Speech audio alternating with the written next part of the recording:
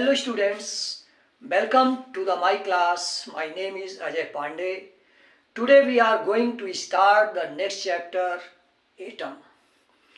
In this video we will study about Rutherford's alpha scattering experiment. We will study about the achievements of Rutherford model and its drawbacks. First, I would like to introduce about atom. As you have studied in previous classes, Dalton's atomic model, Thomson's model. First, I would like to introduce about atom. Atom is the smallest indivisible particle of the matter which cannot be divided by any physical or chemical process. Atom जो होता है किसी भी substance का सबसे छोटा particle होता है जिसको डिवाइड नहीं किया जा सकता है, किसी भी फिजिकल या केमिकल प्रोसेस से इसको डिवाइड नहीं किया जा सकता है. You have studied in previous classes Dalton's atomic theory, Thomson model, and according to these theories we would like to introduce atom.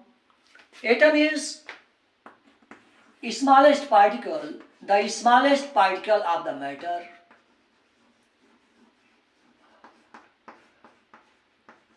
It is indivisible. ये सबसे छोटा पार्टिकल होता है जिसको किसी भी फिजिकल या केमिकल प्रोसेस से डिवाइड नहीं किया जा सकता है. यह स्टेबल होता है, इसमें कोई चेंजिंग नहीं होती है, स्टेबल होता है, अस्थायी होता है. बहुत सारे मॉडल आपको दिए गए हैं, आगे आप पढ़ेंगे. रदरफोर्ड ने इसके स्टेबिलिटी की व्याख्या नहीं किया था और उसको आगे चल करके नील्स बोर ने एक्सप्लेन किया. स्टेबल होता है और इलेक्ट्रिकली न्यूट्रल होता है. ये कुछ प्रॉपर्टीज जो आपको जानना जरूरी है. पिछली क्लासेस के आधार पर हम इसको आपको समराइज कर रहे हैं. Atom is electrically neutral and Dalton's atomic theory और Thomson model के आधार पर ये चीजें आपको बता. Now we are going to study about Rutherford's alpha scattering experiment. This experiment was performed in 1911 by Rutherford and their two associates H. Geiger and E. Marsden. ये नाम लिखना जरूरी है. In 1911, by Rutherford and their two associates,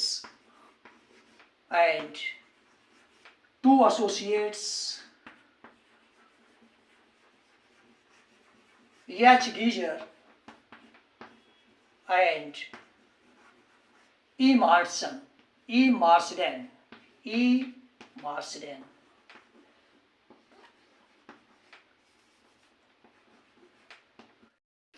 अब हम Rutherford alpha scattering experiment को describe करने जा रहे हैं. इसकी क्या प्रोसेस थी, क्या मेथड्स थी, कैसे इसको परफॉर्म किया गया और क्या ऑब्जर्वेशन थे और कंक्लूजन क्या था, इन सबको हम डिस्क्राइब करेंगे. फर्स्ट इसकी मेथड क्या थी. ये thin beam of alpha particles obtained from radioactive substance bismuth और लाइक पोलोनियम, इसको हम आपको बताएंगे. ये thin beam of alpha particles allowed to fall, ये अल्फा पार्टिकल्स हैं, allowed to fall on a thin foil of gold. यहाँ दो तीन चीजें हम आपको डिस्क्राइब करेंगे. अल्फा पार्टिकल्स क्या हैं. सबसे पहले अल्फा पार्टिकल्स आर, एक एक स्टेप को हम डिस्क्राइब करेंगे. अल्फा पार्टिकल्स ये आप नोट कर सकते हैं. What are alpha particles. Alpha particles are helium ions form by eliminating 2 electrons of helium atom. Helium atom के 2 इलेक्ट्रॉन्स को जब रिमूव कर दिया जाता है तो ये हीलियम आयन बनता है. What are alpha particles? Alpha particles A thin beam of alpha particles are allowed to fall on a thin foil of gold। ये भी आपको हम लिख रहे हैं, एक एक स्टेप की जानकारी देंगे कि अल्फा पार्टिकल्स क्या होते हैं। Thin foil of gold, thin foil, ये आप नोट करेंगे। गोल्ड का चयन इसलिए किया, gold is selected for this experiment because it is highly malleable, highly malleable. ये पॉइंट्स आप नोट करेंगे। Gold is use for this experiment, it is highly malleable. And thin foil को क्यों यूज किया गया? थिन फॉयल का reason ये है to avoid multi scattering of alpha particles. Multi scattering ये आपको हम बता रहे हैं, मल्टी स्कैटरिंग। अगर यहां हम इसकी मोटी फॉयल अगर लेते हैं तो इसमें बहुत सारे एटम्स हो जाएंगे। यहाँ भी स्कैटरिंग होगी, इससे भी स्कैटरिंग होगी। अगर बहुत सारी स्कैटरिंग होंगी तो हम रिजल्ट को ऑब्टेन नहीं कर पाएंगे, इसीलिए यहाँ पर थिन फॉयल ली गई। कई लोग अलग अलग रीजन बताते हैं, ये कंप्लीट डिस्क्रिप्शन आपको हम देने जा रहे हैं।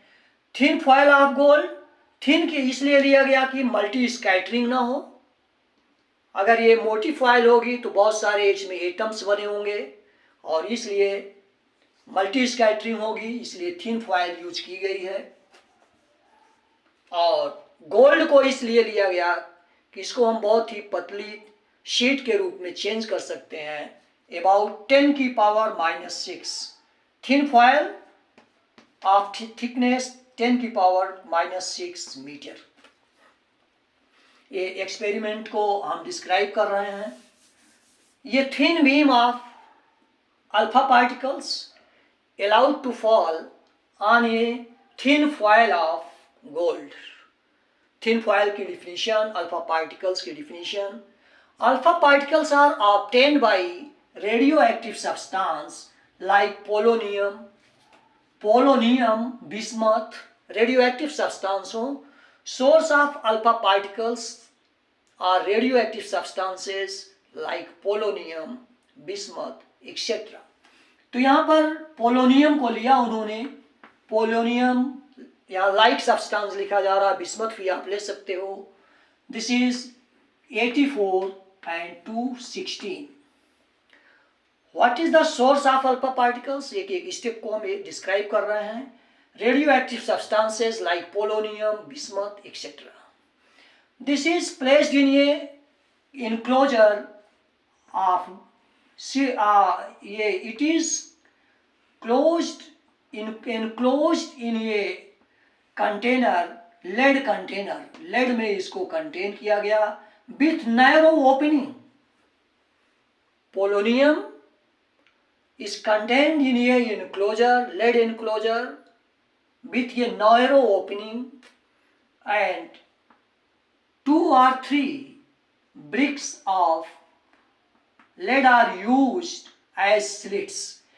ये स्लिट्स में जाने के बाद ही जो है स्ट्रेट लाइन में जाती हैं, और ये अल्फा पार्टिकल्स अगर डिफ्लेक्ट या नैरो एक स्ट्रेट लाइन में नहीं चलती तो उसको ये स्लिट कन्फाइंड करती है कि ये एक ही लाइन में जाएं।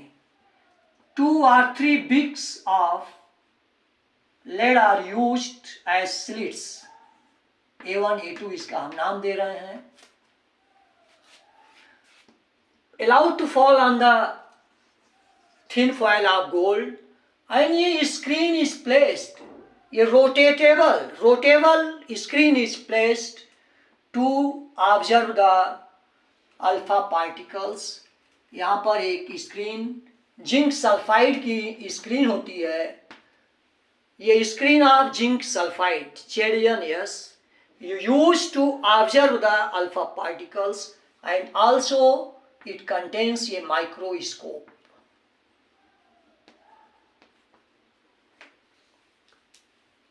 थिन फॉयल ऑफ गोल्ड के पीछे एक जिंक सल्फाइड की स्क्रीन होती है जिसको ये रोटेबल होती है, इसमें माइक्रोस्कोप लगा होता है, इसको हम रोटेट करके अल्फा पार्टिकल्स के नंबर को काउंट कर सकते हैं।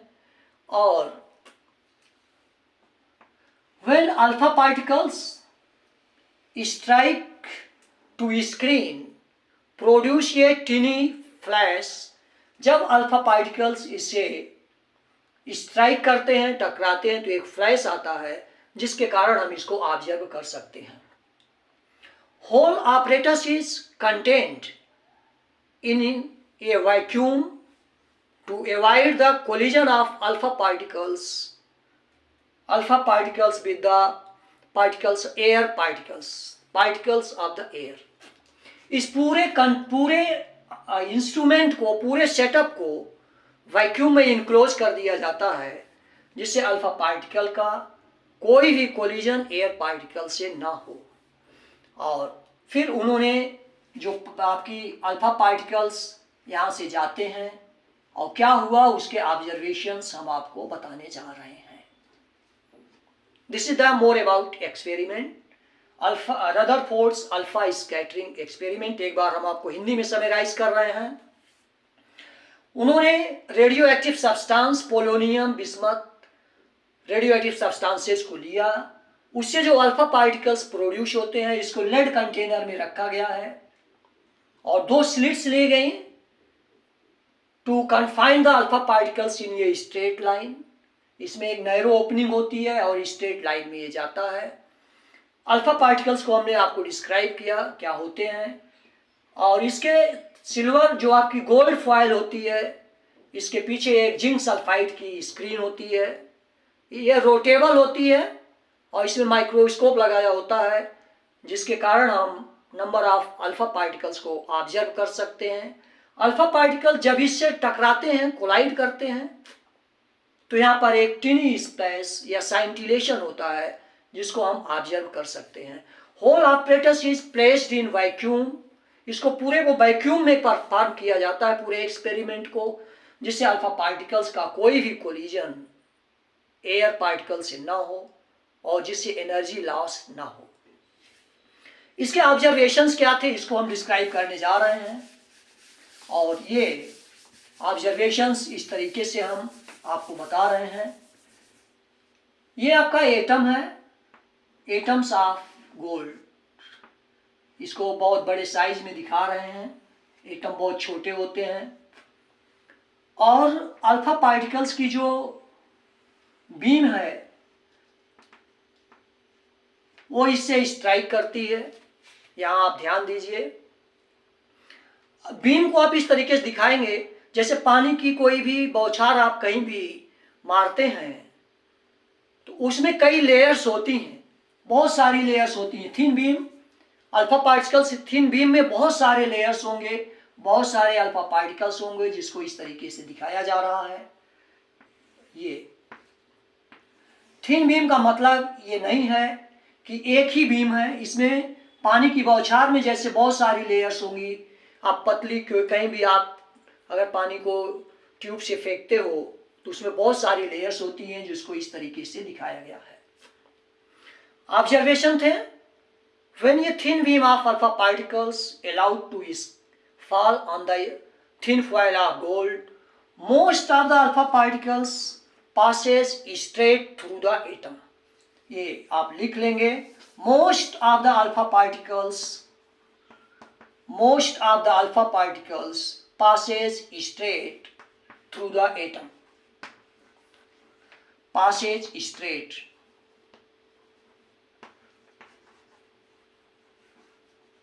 Passage straight through the atom, बहुत सारे अल्फा पार्टिकल्स ऐसे ही सीधे निकल गए, और आप एक संख्या बहुत सारी दिखा सकते हैं इस तरीके से।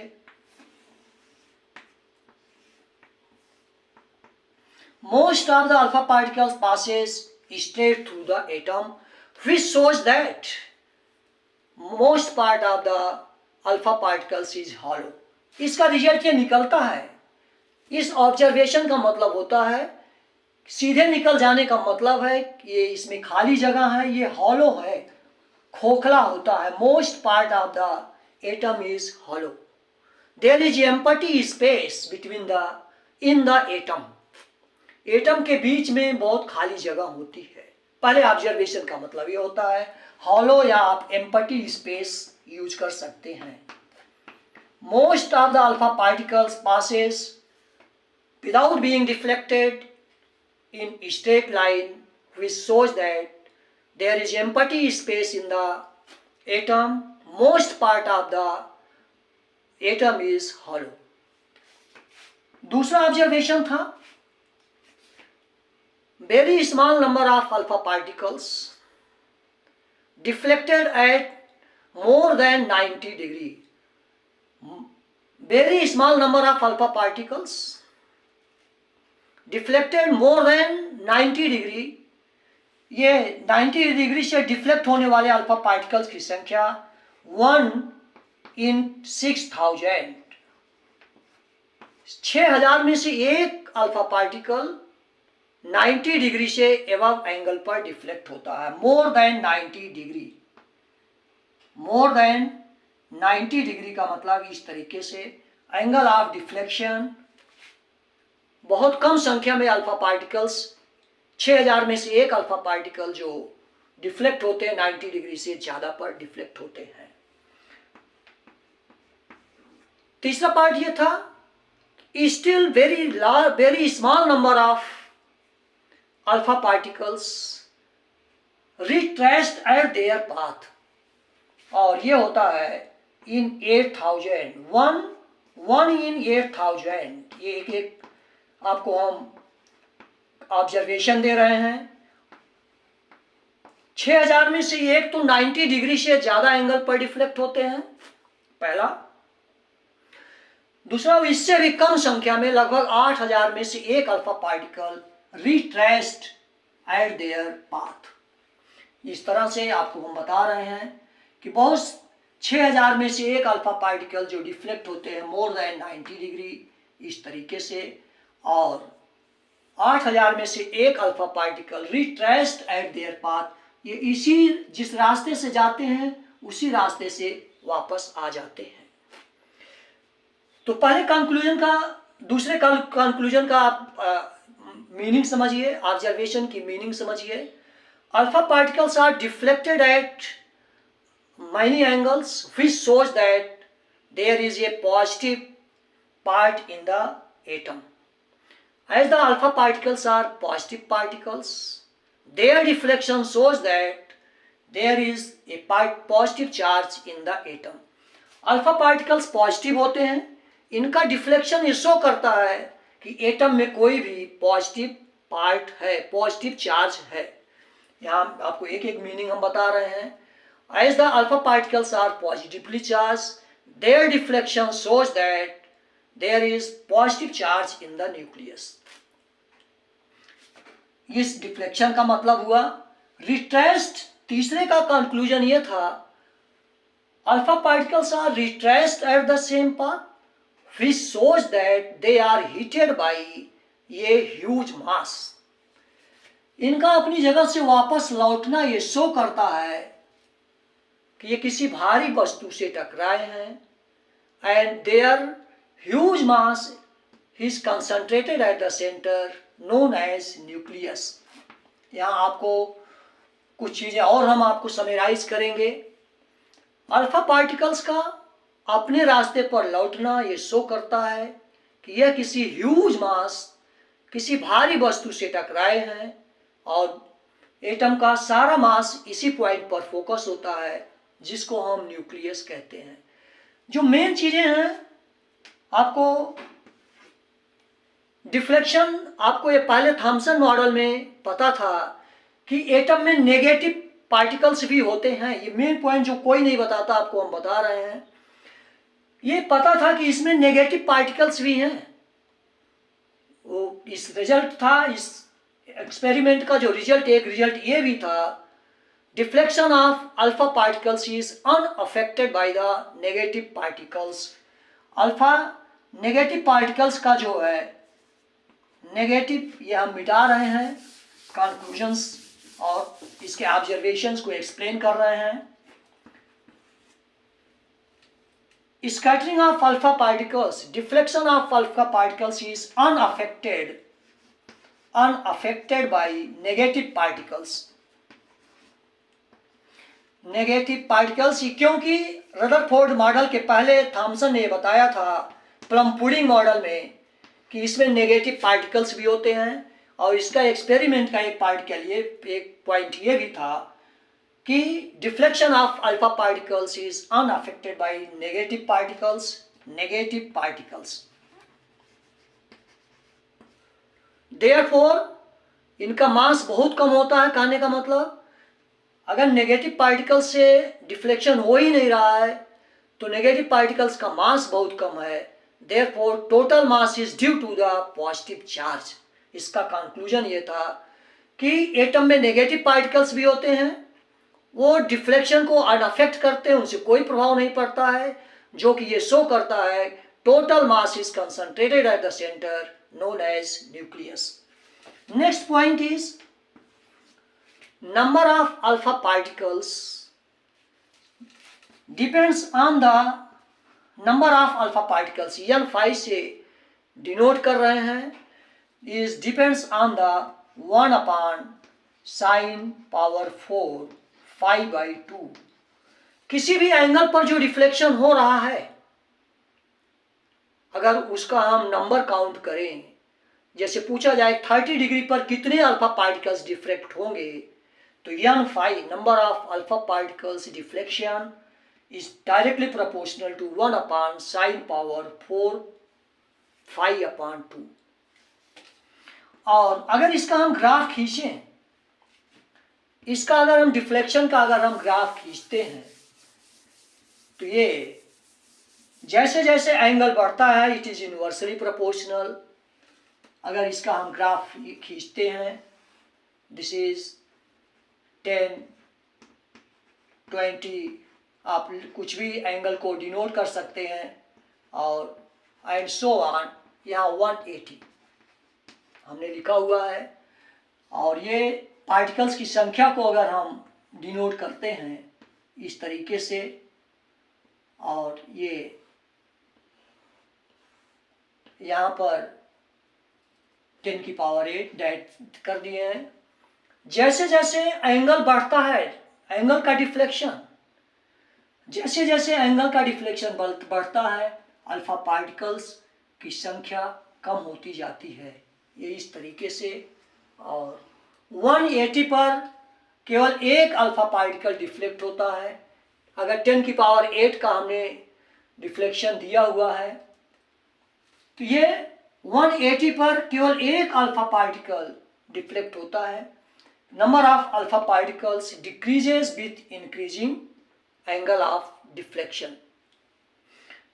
तो इस तरह से अगर उन्होंने अल्फा स्कैटरिंग एक्सपेरिमेंट में उन्होंने थिन फॉयल ऑफ गोल्ड की जगह, मेन पॉइंट्स आपको हम बता रहे हैं, अगर वहां पर आयरन कॉपर की स्क्रीन को अगर उन्होंने यूज किया तो number of alpha particles decreases, different not decreases, number of alpha particle deflection of number of alpha particles is different for different materials।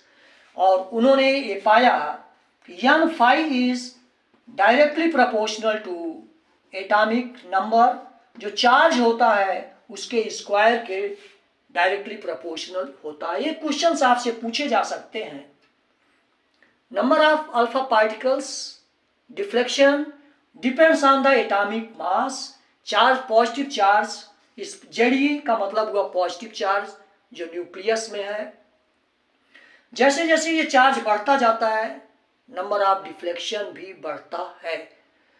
ये पॉइंट्स थे जो उन्होंने ऑब्जर्व किया। और next point is closest approach या nearest approach. इस point को describe करना है। नियरेस्ट अप्रोच, ये आपसे क्वेश्चन 2 या 2 नंबर में आपसे पूछा भी जा सकता है, व्हाट इज नियरेस्ट अप्रोच या क्लोजेस्ट अप्रोच। यहां से जब अल्फा पार्टिकल्स एटम से टकराते हैं, ये आपका एटम है, इसको हम शो कर रहे हैं। अल्फा पार्टिकल से जब ये टकराते हैं, alpha particles are positively charge and nucleus is also positive charge. ये force of repulsion acts between the two bodies, nucleus and alpha particles. Nucleus और अल्फा पार्टिकल के बीच में ये पॉजिटिव चार्ज है और ये भी पॉजिटिवली चार्ज है, इसलिए एक कूलाम फोर्स काम करता है। ये Coulomb force acts between the alpha particles and nucleus.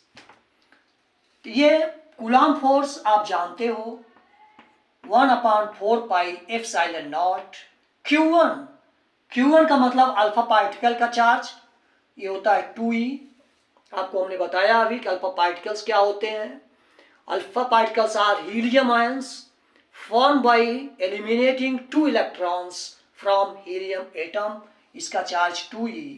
और न्यूक्लियस का चार्ज आपको बताया Ze, एटॉमिक नंबर से चार्ज को मल्टीप्लाई करते हैं upon r²। This is the Coulomb force acting between alpha particles and nucleus. As the alpha particles move towards the nucleus, due to force of repulsion, their kinetic energy decreases.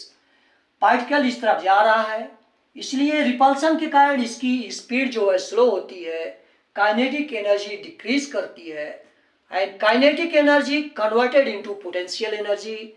Because we know that law of conservation of energy can neither be created nor be destroyed, but converted from one form to another form. Sum of kinetic energy and potential energy is always conserved. ये आप जानते हो। तो इस तरह से जब ये किसी पोटेंशियल एनर्जी इस तरफ डिक्रीज होगी तो काइनेटिक एनर्जी डिक्रीज होगी।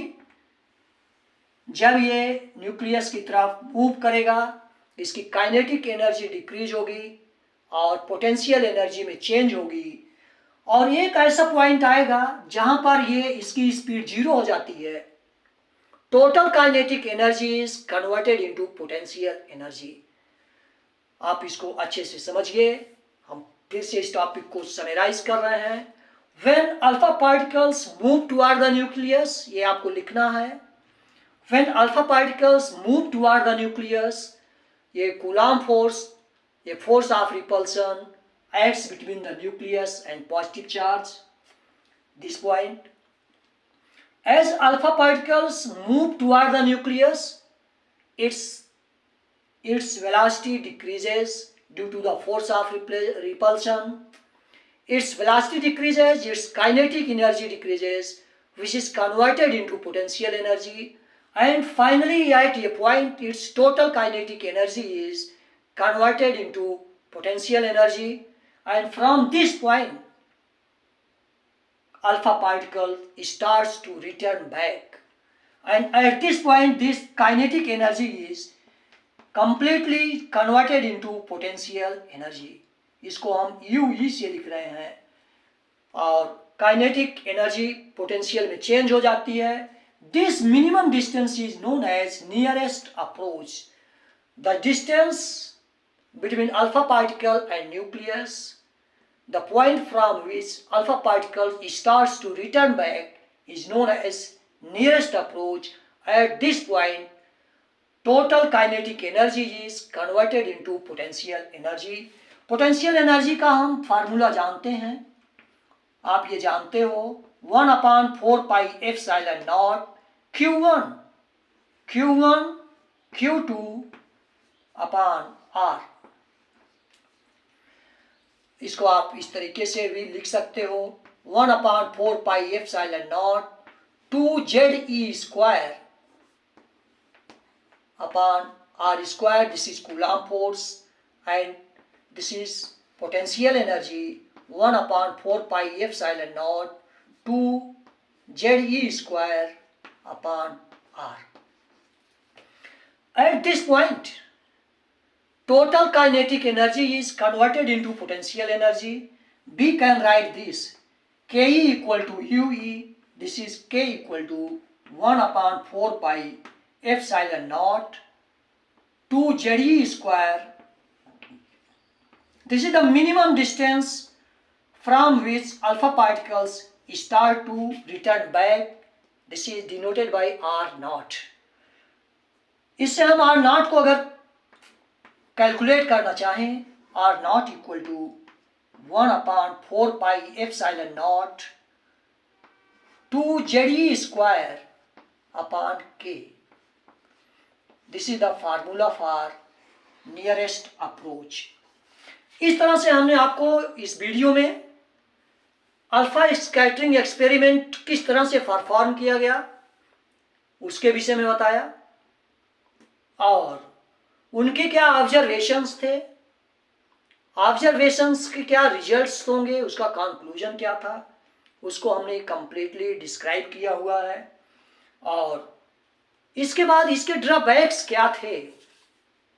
Closest approach, this is not the size of atom, this is not the radius of the atom, this is closest approach because due to the force of repulsion alpha particles cannot reach till the nucleus. Nucleus से आगे से ही repel कर दिए जाते हैं, ये इसकी actual size नहीं होती है। Size of alpha particles, size of nucleus, size of atom depends on the particles used in the scattering experiment. If we use electrons at the place of alpha particles, then we get actual size. After the calculations, अगर alpha particle की जगह आप electron को use करते हो, force of attraction के कारण ये ज़्यादा नज़दीक जा सकता है और इसकी सही स्थिति को काउंट कर सकते हैं।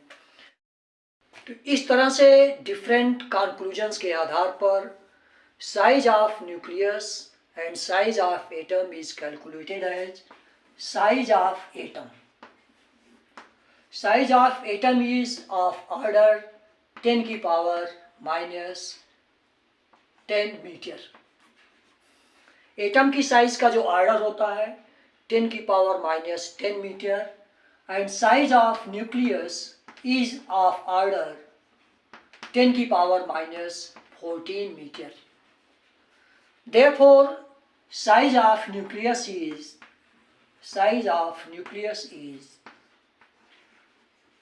1/10,000th part of size of atom. Different conclusions के आधार पर एटम की साइज को डिसाइड किया 10 की पावर माइनस 10 मीटर, न्यूक्लियस की साइज 10 की पावर माइनस 14 मीटर।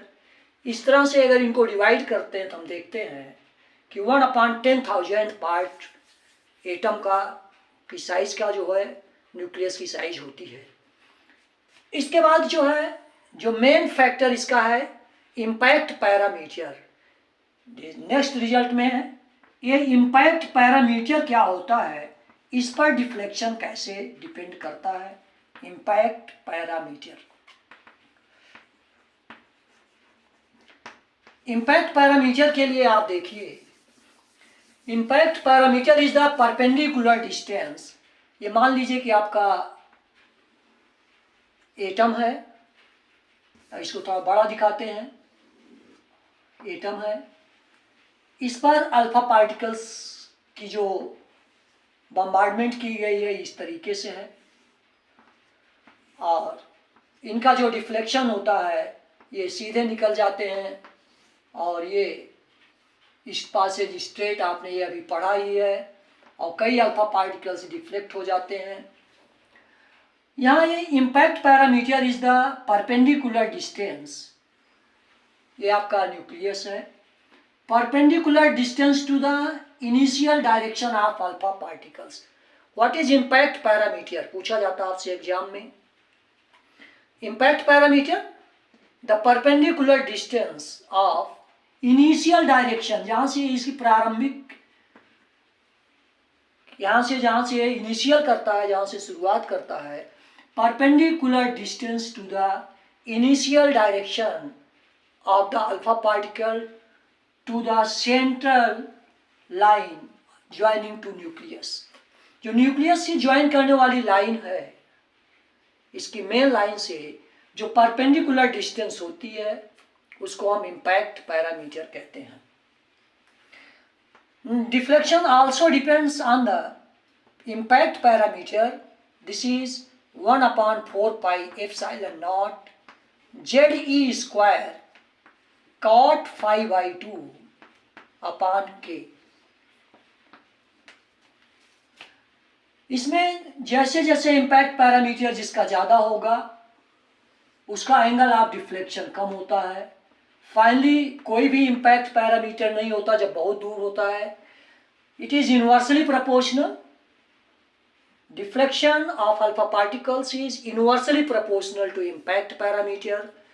जिसका इम्पैक्ट पैरामीटर बहुत ज़्यादा होता है वह बिना डिफ्लेक्शन के सीधे निकल जाता है, और जिसका इम्पैक्ट पैरामीटर बहुत कम होता है वह जो है finally if B equal to 0, ये डिस्टेंस अगर 0 हो, if B equal to 0 cot phi equal to 180 degree. यहाँ पर अगर हम b इक्वल टू 0 रख करके इसको अगर कैलकुलेट करते हैं तो फाई की वैल्यू आती है 180 degree. For the zero value of impact parameter deflection is 180 degree. जिसका इम्पैक्ट पैरामीटर जितना ही कम होता है उसका नंबर ऑफ अल्फा पार्टिकल्स का डिफ्लेक्शन उतने एंगल पर ज़्यादा होता है, 180 डिग्री। इस तरह से हमने इस वीडियो में आपको सारे ऑब्जर्वेशंस और उसके रिजल्ट्स को बताया है। अब फाइनली इसका ड्रॉबैक्स क्या था, drawbacks of Rutherford model. Drawbacks according to Rutherford, electrons revolve around the nucleus. इन्होंने यही बताया कि इलेक्ट्रॉन न्यूक्लियस के चारों तरफ रिवॉल्व करते हैं। और हम जानते हैं कि ये revolving body always radiate energy and finally it losses it's complete energy and fall into the nucleus. इस तरह से इन्होंने बताया कि इलेक्ट्रॉन जो है न्यूक्लियस के चारों तरफ चक्कर लगाते रहते हैं। जैसे ये है आपका इस तरीके से, ये इज ए कॉन्टिन्यूअस स्पेक्ट्रम। इस तरह से इसका जो स्पेक्ट्रम होता है वो कॉन्टिन्यूअस ऑप्टेन होता है। दो चीजें उन्होंने बताया।